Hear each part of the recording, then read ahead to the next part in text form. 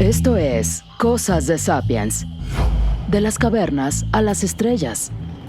Iniciamos el viaje.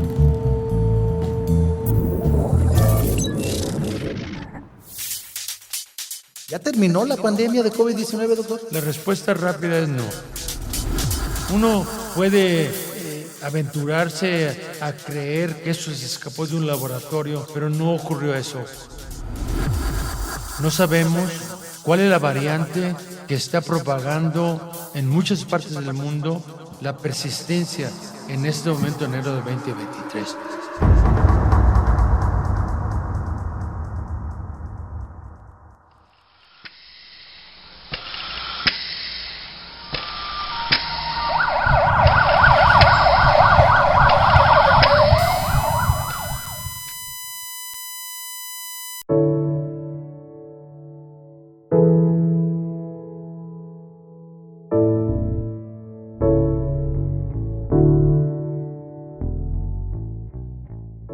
Cuando Louis Pasteur dijo que la mayoría de las enfermedades que padecían las personas de su tiempo las causaban unos enemigos invisibles e implacables que están en todas partes al mismo tiempo, sonó como una locura. Pero la diferencia está en la evidencia. Tras esa afirmación extraordinaria, demostró a través de un microscopio el ubicuo y hasta entonces desconocido universo diminuto de los microbios. Nació con ello la teoría de gérmenes. Las infecciones dejaron de ser sentencias de muerte. Las epidemias dejaron de ser castigos divinos. Supimos por primera vez en miles de años a qué nos enfrentábamos.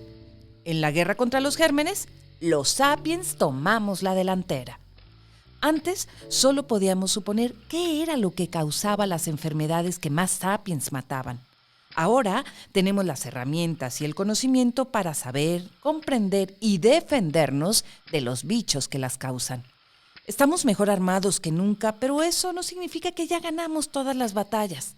Las epidemias seguirán apareciendo, sobre todo porque cada vez somos más personas en el mundo y cada vez viajamos más lejos, llevando con nosotros a esos pasajeros microscópicos.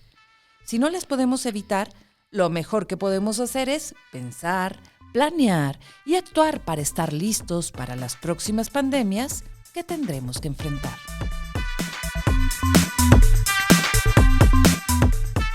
Hola y bienvenidos a Cosas de Sapiens. Yo soy Víctor González Quintanilla y conmigo Sergio Velasco. ¿Qué tal, Víctor? ¿Cómo estás? Un saludo. Hoy un tema interesante que vamos a tratar aquí con nosotros, que vamos a compartir con la gente en esta narrativa diaria de lo que ha sido la pandemia que vivimos. La memoria pues será sin duda una herramienta y un aliado. Por eso hay que dejar testimonio de todo esto. Y hoy tenemos un invitado de lujo, Víctor. Así es, hemos invitado a que nos acompañe para dar contexto, historia, para tener una idea de cuáles son todos los aspectos que rodean a la pandemia de la que todos estamos pensando, COVID-19, pero de todas las pandemias, de todas las epidemias, de los brotes infecciosos, de las enfermedades infecciosas que atacan a los sapiens y hasta los animales. Está con nosotros el doctor Eduardo Rodríguez Noriega. Él es profesor investigador aquí en la Universidad de Guadalajara, en el Centro Universitario de Ciencias de la Salud, en el Instituto de Patología Infecciosa Experimental, con mucha experiencia en epidemias y pandemias. Doctor Eduardo, muchas gracias por acompañarnos. Gracias a ustedes por la invitación, un placer. Y muchas gracias a los que nos escuchan o nos van a escuchar. Exactamente, pues muchas personas pudieran pensar que el nombre de nuestro capítulo, la próxima pandemia, es premonitorio porque estamos asegurando, pero empecemos por el principio. ¿Ya terminó la pandemia de COVID-19, doctor? La respuesta rápida es no. Pero tiene uno que tener un contexto histórico para poderlo entender.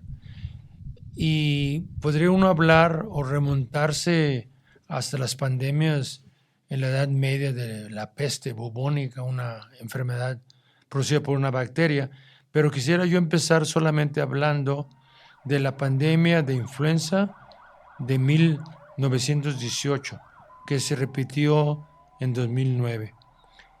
En ese tiempo, en 1918, la pandemia que se originó en los campos militares de las gentes jóvenes que estaban siendo preparadas para ir a la Primera Guerra Mundial, Ahí es donde se originó esto. Le llamaron malamente la fiebre española, pero Es porque allá se manifestó primero, ¿no? Es correcto, pero no En realidad el origen, ahora sabemos, fue americano. americanos, así es.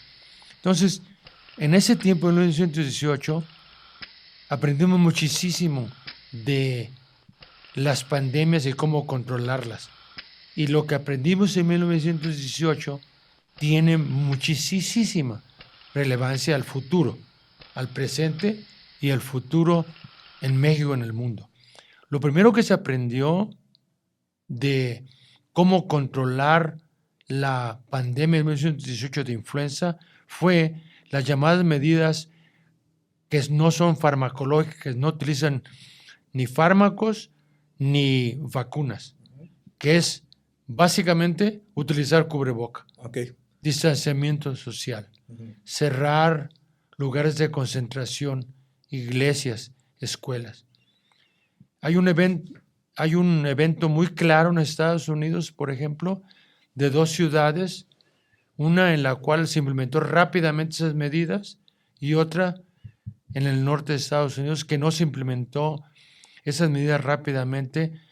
La cantidad de casos y de muertes fue dramáticamente superior. Son medidas de contención, antes de hablar de fármacos, de intervención médica, es medidas de contención, y estaría incluida lavarse las manos. Es correcto. Porque a veces unas personas dicen, cubrebocas, lavarse las manos, Ajá. distanciamiento social, cerrar escuelas, templos, etc. Hubo escepticismo, la gente decía, si es un virus tan mortal, ¿cómo puede ser que lavarse las manos sea importante? Pero seguro entiendo, lavarse las manos es una de las medidas sanitarias más efectivas que hay, ¿no? Y lavarse las manos y utilizar cubrebocas. Okay, sí. Entonces, eso que se aprendió en 1918 contrastó con lo que ocurrió en 2009 con la nueva pandemia de influenza que se origina, esta sí en México. Aquí el epicentro fue nuestra región, en Jalisco. El epicentro fue en México, sí. Fue México, ok. México, Tú estuviste sí. al frente de la respuesta aquí en este estado. Aquí en Guadalajara, estado de Jalisco. Entonces, ¿qué ocurrió? Fue algo extraordinariamente similar, el mismo virus, a lo que pasó en 1918. Los que estábamos preparados al haber leído toda la historia de 1918, sabíamos qué hacer, pero ahora, en 2009, teníamos un antiviral, el oseltamivir, teníamos gente ya vacunada, había vacunas contra la influenza, y sabíamos muy bien lo de las medidas no farmacológicas, lavarse las manos, cubreboca, etc. Eso fue algo que salvó múltiples vidas en los lugares de México que se aplicó esto estrictamente. Uh-huh. El Hospital Civil de Guadalajara, en ese tiempo, fue uno de los primeros que se utilizó todo esto. No solamente dábamos tratamiento farmacológico con oseltamivir a todos los pacientes, hacíamos pruebas para ver si era influenza a todos los pacientes que llegaban, que fueron cientos, pero cientos. Tuvimos un área especial de concentración para los que se tenían que internar, pero el uso de oseltamivir fue lo que cambió dramáticamente lo que pasó en 2009. Esta experiencia fue compartida con otros sitios en Estados Unidos, en especial en el estado de California, entre otros, en los cuales mujeres embarazadas que son un factor de riesgo para tener influenza severa recibieron tratamiento temprano. Entonces, esas medidas que leímos lo que pasó en 1918, asimilamos lo que ocurrió después de 1918 buscando el virus que ocasionó tantas muertes en 1918, lo que aplicamos en 2009, ahora lo tuvimos que aplicar en esta nueva pandemia de COVID-19. Un nuevo virus, ya no de la familia de los virus de la influenza, un coronavirus que se le dio el nombre de SARS coronavirus 2 o SARS-CoV-2, porque existió en 2003 un brote que no se hizo una pandemia en Hong Kong. El SARS-CoV-1 sería, o el SARS-CoV original, digamos, en Hong Kong en 2003.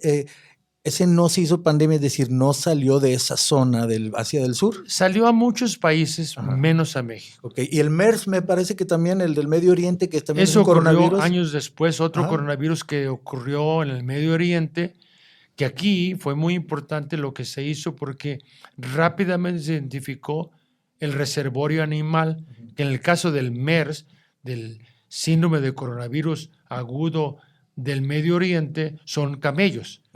Entonces, eso ha estado por control o ha estado bajo control en todo el Medio Oriente, aunque ha habido algunos países que han tenido MERS como Corea del Sur, pero realmente ha sido algo que se ha limitado a esa área. Que ha dado mucho precaución el hecho de que el Mundial fue en una zona con camellos, muchos miles de personas cerca de, y en el turismo pues, se toman la foto con los camellos y todo eso. ¿No hubo brotes de MERS en este?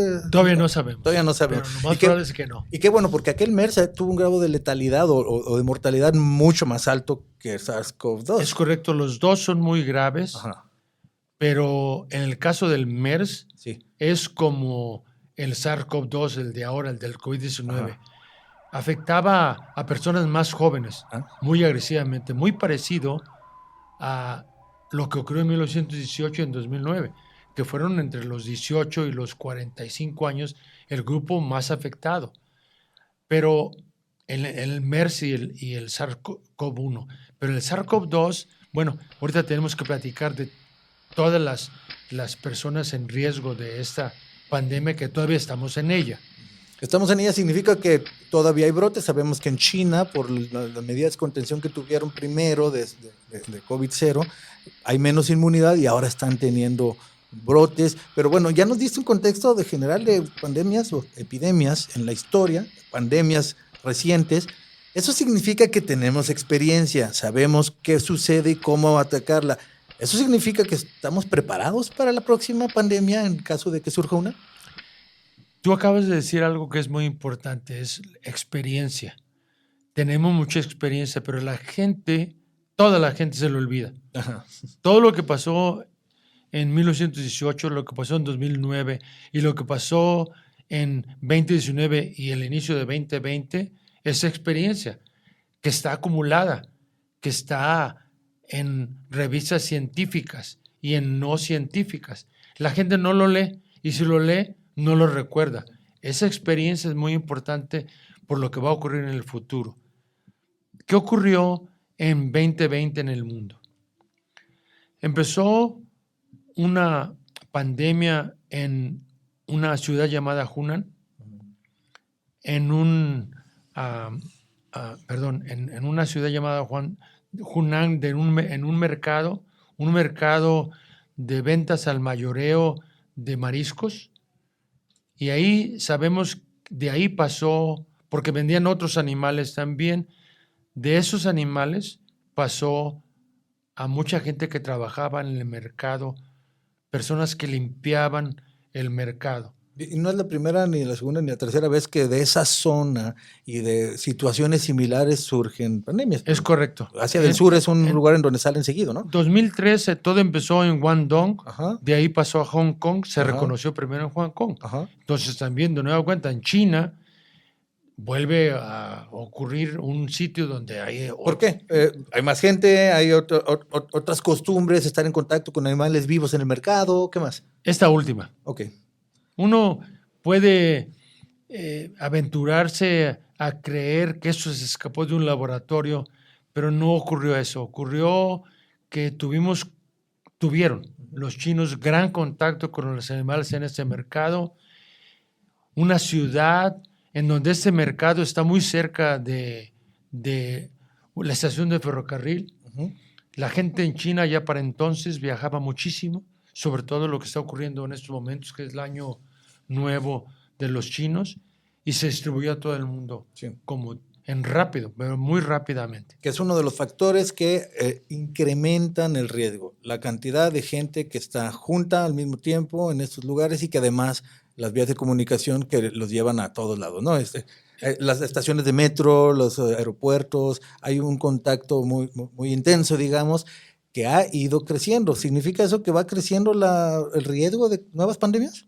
Yo creo que el no lavarse las manos, no utilizar cubrebocas en los sistemas de transporte, en especial masivos como los camiones, el metro, los metros en las grandes ciudades, en los ferrocarriles, es un factor importantísimo que hizo que se expandiera en todo el mundo y todavía sigue presente porque se nos ha olvidado lo que debemos de haber aprendido durante 3 años.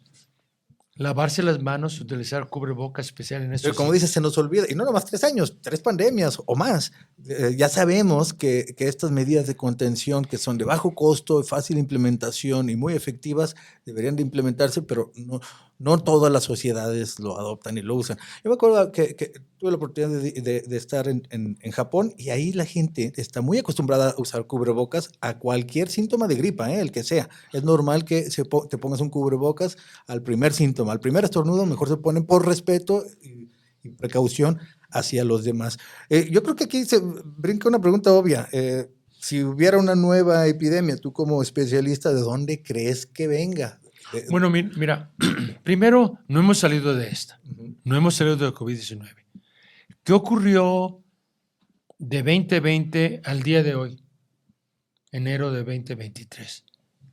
Que a diferencia del virus de la influenza de 18 y a diferencia del virus de la influenza del 2009, este virus constantemente está cambiando, mutando. Entonces, la primera ola con el SARS-CoV-2 original de 2019-2020 cambió a otro para otra segunda ola, cambió a otro para otra segunda ola, cambió a otro, por ejemplo, el virus variante Delta, que ocasionó más mortalidad, y luego cambia recientemente, que es el que estamos sufriendo ahorita, a la variante, a todas las subvariantes del Omicron. Y va a seguir cambiando, y entonces, eso reduce la efectividad de por esa razón, la inmunidad. El mundo no ha salido de esta pandemia todavía.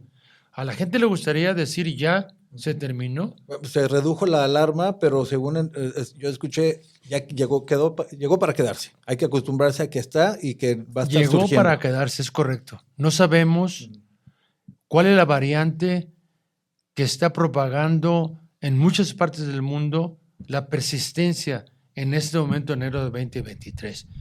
¿Qué subvariante de la Omicron original de hace 4 o 5 meses?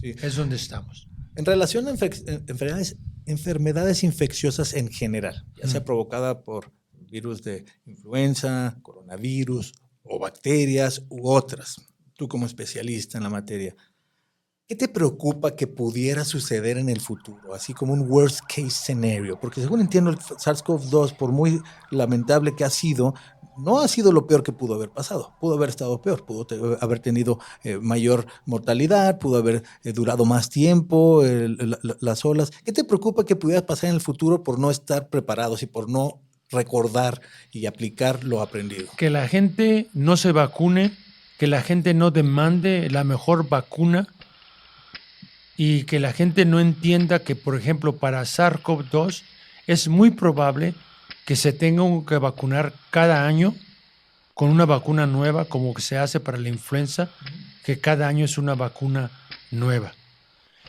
La vacuna de la influenza se proyecta recogiendo lo que está pasando en este año para ver qué virus de la influenza están circulando en los hemisferios. El hemisferio sur, por ejemplo, Australia, ahí se recogen muchos virus de la influenza para luego preparar la vacuna para todos los hemisferios, el norte, el nuestro, en América del Norte, como para el sur. Eso va a pasar también cada año con la vacuna del SARS-CoV-2. Cada año se va a tener una nueva vacuna que tenga lo que está circulando el año previo. Eso es lo que va a ocurrir. Entonces, lo que no se debe olvidar a los países, a los gobernantes y a todos nosotros, que es lo más importante, es demandar la mejor vacuna anual para ver si en unos 5 o 10 años salimos de esta pandemia. Hay mucha desinformación y muchos chismes y muchos teorías de conspiración alrededor de las vacunas. Yo le preguntaría a un especialista que hoy tenemos aquí, Sergio, ¿por qué el consenso de la comunidad científica internacional y particularmente la comunidad médica confía en las vacunas? Expliquémoslo para disipar esas dudas. De nueva cuenta, mira, primero un poquito de algo histórico. Sin duda, han existido en el pasado eventos adversos para la población después de vacunarse. El ejemplo que viene más claro a mí, más reciente, es el de que hubo vacuna de influenza que no estaba muy bien hecha y ocasionó muchos casos de una enfermedad neurológica que puede matar, conocida como Guillain-Barré por los dos franceses que la hicieron. Esto es cierto, pero retiraron los norteamericanos la vacuna que estaba causando esto y ya nunca más volvió a pasar. Es un peligro vacunarse con la influenza para, en un caso pequeñísimos de los que se vacunan, de los millones que se vacunan en el mundo, tener Guillain-Barré, pero no es como lo que ocurrió en los 50. Entonces, de eso se han nutrido muchas gentes que creen en que las vacunas causan autismo, que las vacunas causan cáncer. ¿Causan autismo o cáncer? ¿Hay alguna evidencia que lo indique? Absolutamente ninguna. O que las vacunas nos van a inyectar un gen que va a ocasionar cáncer de algún tipo. Absolutamente no es cierto. Las vacunas, en especial la de COVID o contra COVID, son maravillosas. Son muy efectivas, según entiendo, ¿no? Muy efectivas. Deja platicarte rápidamente lo mágico del 2020. Científicos mundiales, norteamericanos y alemanes, se dieron cuenta de la secuencia genética, la conformación genética de este virus en la Internet. Al darse cuenta de que era un nuevo virus con una nueva conformación genética, un coronavirus nuevo, hubo gentes que ahora, utilizando metodología en el cual vieron cuál es el lugar donde se pega el virus al humano, en 3 días mandaron esta información a los laboratorios para producir la vacuna. En 3 días, o sea. En 3 días. Por ejemplo, para darnos una idea, de la tuberculosis pasaron siglos sin saber de dónde venía, inventándose historias de cuál era la razón, la causa, por qué pasaba. Algunas eran de comportamiento, algunas eran que si la malaria se pensaba que era por los olores fétidos. Todo era nada más adivinanza. Hoy día la ciencia médica está al punto de que se puede mapear el genoma, que es lo que nos explicas, del virus, de un nuevo virus en 3 días. Es correcto. Entonces, cuando lo ven y lo estudian para ver cuál es el punto donde, lo que les llaman la espiga, cuál es el punto en el cual se pega esta espiga al receptor humano, un receptor humano que tenemos para este virus, ya no de los otros, solamente este virus, un receptor que tenemos todos nosotros en todo nuestro cuerpo, en los vasos sanguíneos, en el cerebro, en el riñón, en el corazón. Adentro del vaso están los receptores para este virus. Por eso ha causado tantos problemas y sigue causando tantos problemas. Entonces, aquí lo que tú comentas es, ¿qué es lo mejor para prevenir, para salir de esta pandemia? Vacunas nuevas cada año. Eso que ocurrió el 2020 fue algo mágico. Que alguien que hace estudios de los virus cuidadosamente en lo que ellos llaman cristalografía con unos microscopios impresionantes y detectaron dónde o cómo hacer la vacuna, los laboratorios, utilizando esta metodología del ARN mensajero, pudieron desarrollar la vacuna y estamos probándola ya en 1 mes.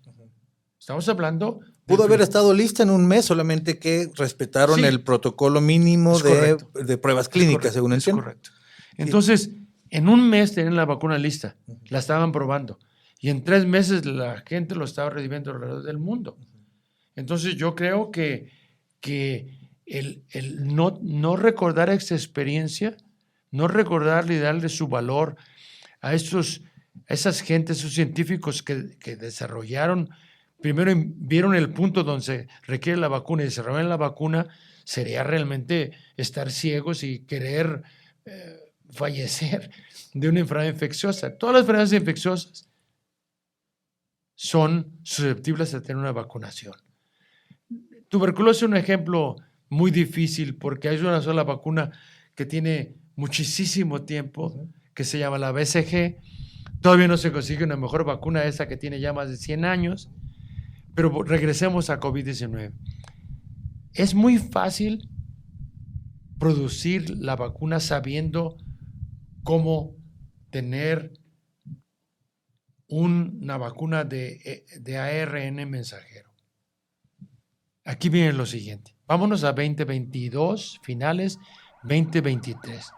¿Por qué China, un país tan rico? ¿Por qué China, un país que pudo meter en cuarentena a toda una ciudad de 30, 40 millones de habitantes? ¿Por qué un país que empezó a vacunar a toda su población con un ejército de gente dedicadas a cuidar la salud? ¿Por qué después de 3 años casi, ahora tienen millones de casos y millones de muertes? ¿Por qué? ¿Por qué no está pasando lo mismo en México? Un país que, a diferencia de China, no tiene tanto dinero como tienen los chinos. No tienen la capacidad de investigar como tienen los chinos. No tienen tanta población que se educa fuera de China y regresa a China para investigar. Porque aquí nosotros vacunamos con vacunas diferentes a la china. Y yo... diferentes, te refieres a una variedad de vacunas, no solamente una. La mejor vacuna, desde mi punto de vista, después de leer todo lo que se ha publicado hasta la fecha en relación a vacuna, la mejor vacuna es la de Pfizer o la de Moderna. Que son los nuevos tipos de vacunas, la de es correcto. RNA mensajero. Las demás, para este caso, no sirven. Está demostrado que a este momento no sirven. Por ejemplo, en 2020 se descubre la variante Omicron, que es menos agresiva que la variante Delta previa a la Omicron, pero que sí infecta más y más rápidamente. En muy pocos días se tenía una vacuna que era doble ahora, para la cepa original de SARS-CoV-2 y para Omicron, que es la que se está inyectando ahorita en este momento en todo el mundo. Luego, ¿qué países en el mundo se vacunaron todos? Absolutamente toda la población son los Emiratos Árabes, por ejemplo. Esa población está vacunada al 100% con la vacuna, una de las vacunas de ARN mensajero. Compara lo que está pasando en este momento con lo que está pasando en China. Es un escándalo. No, hay casi casos en los Emiratos Árabes y hay millones en China. ¿Cómo puede ser posible que un país tan chiquito, con mucho dinero, por supuesto, que decidió aplicar esa vacuna a toda su población, incluyendo a todos los migrantes que estuvieron ahí para construir estadios y demás? Entonces, ¿por qué eso lo hicieron? Por la vacuna. No hay otra explicación. Es la vacuna la que es responsable de todo esto. Entonces, lo que viene para terminar con la pandemia en México, se requiere que demandemos que la población mexicana se vacune cada año con una vacuna que sí sirve, que está aprobada, que sí sirve, que es una vacuna de las denominadas de ARN mensajero. Doctor, los próximos brotes, epidemias y posiblemente pandemias, ¿dónde y de qué tipo crees tú que suceda? Puesto que, ya lo dijimos, esto ha sido cíclico, no es que alguien esté buscando hacer una predicción, una premonición, es algo que sucede y que ha sucedido muchas veces. ¿Dónde puede surgir la próxima? ¿De qué tipo sería? Respiratoria, supongo. ¿Y qué podemos hacer al respecto? Bueno, tú lo acabas de decir. Este virus se transmite por vía respiratoria. Este virus se transmite por vía respiratoria y viene de los animales. La próxima pandemia ojalá que no ocurra pronto, la próxima pandemia viene de un virus que de los animales pasó al humano. Por enfermedades zoonóticas le llaman. Zoonosis son enfermedades zoonóticas, es correcto. Así se llaman. Y cuando sabemos que estamos en contacto con ellos, ya sea en un mercado o porque estamos depredando una nueva área en una selva y estamos en contacto con nuevos murciélagos, cosas así, es decir, el estrés sobre los animales está constante. Va a haber otro momento en que brinque. Es lo que va a pasar en el futuro. Sí, bien. Pues doctor, te agradezco mucho que nos acompañaras para darnos estas explicaciones, para darnos una idea. En resumen, todavía no salimos de la pandemia de COVID-19, va a haber otras pandemias posible, muy probable. ¿Qué podemos hacer al respecto? Estas tres importantes: alertas tempranas, medidas de contención y vacunarnos lo mejor posible con la vacuna más efectiva que la evidencia nos indique que sí está funcionando. Me parece que ese sería un buen resumen. ¿Está bien, doctor? Yo nada más quisiera preguntarte, doctor, ya para cerrar, el costo social de las pandemias. Has hecho un desarrollo histórico, cómo han ido, cómo han venido, los virus mutan, vemos crecer los mapas en diferentes continentes de cómo muchos países se van infectando de diferentes pandemias, diferentes enfermedades. Pero socialmente, ¿cuál es el costo que estamos pagando como humanidad por este tipo de eventos? Primero, en todo el mundo existen personas en mayor riesgo para que en una pandemia sean los que tengan peor evolución. Tengan que ser hospitalizados, se les tenga que hacer ventilación mecánica o tengan muerte. Entonces, conocemos muy bien cuáles son esos factores de riesgo. Influenza, mujeres embarazadas. Influenza, obesos. Influenza, los extremos de la vida. Sí. Si sabemos eso, son los que se tienen que vacunar. O sea, el gobierno debe de decir, estos son los grupos en riesgo: embarazadas, los extremos de la vida, menos de un año, más de 65, los que tienen inmunodeficiencias, los obesos. Y luego metemos ahí a los diabéticos y a los que tienen enfermedades crónicas como enfermedad crónica obstructiva pulmonar. Se tienen que vacunar. Entonces, eso es número uno, para evitar el costo social de muertes en esa población. Eso es lo primero que debes de hacer, irte a las poblaciones en riesgo. Ahora,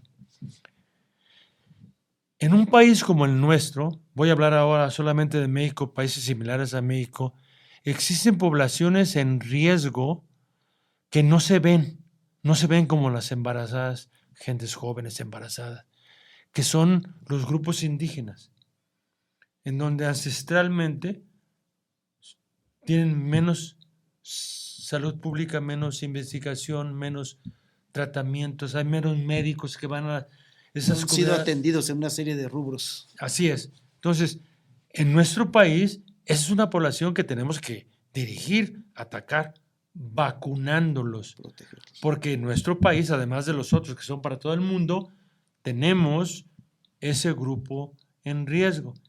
Bueno, pues lo dejamos hasta ahí, Sergio. Agradezco mucho tu tiempo, tu explicación, doctor Eduardo Rodríguez Noriega, para platicar acerca de lo que pasó, lo que está sucediendo y lo que puede suceder con respecto a las epidemias y las pandemias. Gracias por acompañarnos aquí en Cosas de Sapiens. Gracias a todos los que nos escuchan o que nos ven a través de las redes sociales, a través de las plataformas de podcast, de YouTube. Aparecemos como Cosas de Sapiens. Si te gusta lo que hacemos, suscríbete y comparte, y si no, bienvenido el debate.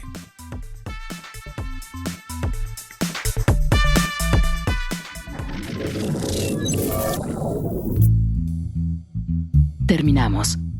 Te esperamos en el próximo viaje. Cosas de Sapiens es producido por el Centro Universitario de los Altos de la Universidad de Guadalajara.